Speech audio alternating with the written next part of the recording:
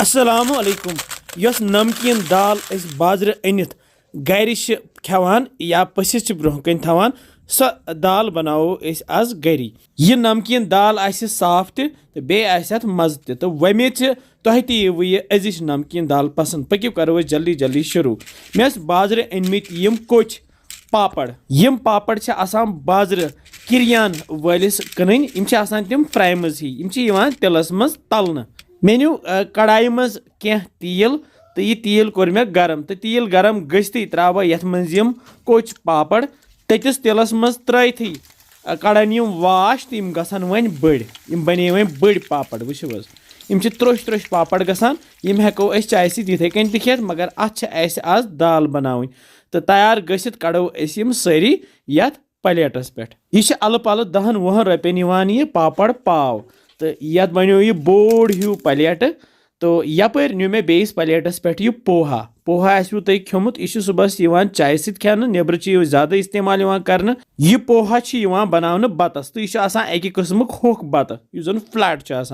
तो छान मज त्रो मे यह पोहा थोड़ा सा तो तिलस मजी तलहोन छान त्रो तिलस मजी तो अथ मज दिमो तलिन यह ग त्रोश त्रोश ये तलने सत छान तुलो थोद तो फेनो यह सोरे तेल अत यह तेल वस बे ताई मज तो अमे पत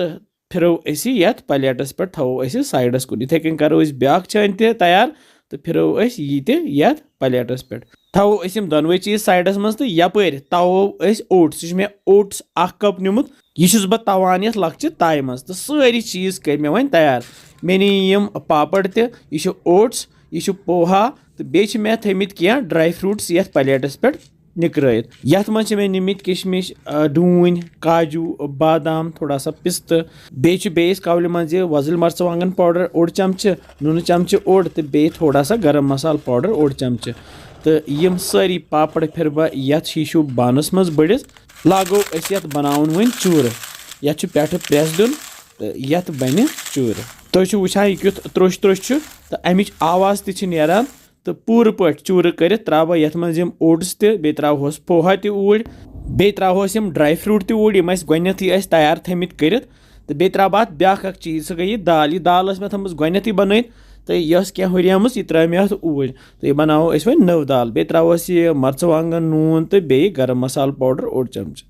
तो अमे पत रलावो अत सही पे अगर यह दाल वजन करो यह 1 किलो ज्यादा यह दाल तो अगर बाजार अनो कम से कम यह 300 या 400 रुपये यह दाल तो यह दाल बनो गरी कजन तम रुपयन तो यन त्रा बह बे मर्चवांगन प्यून तो नून प्यून तिकाज मे टेठ टेठ दाल गसान ज्यादा खुश तो हेक्यू यत कम ज्यादा मर्चवांगन त्रत रलावो यह पूर असल पे हेको किस्मो वर दाल गर बनत पत ये सात पोस या पानस खेन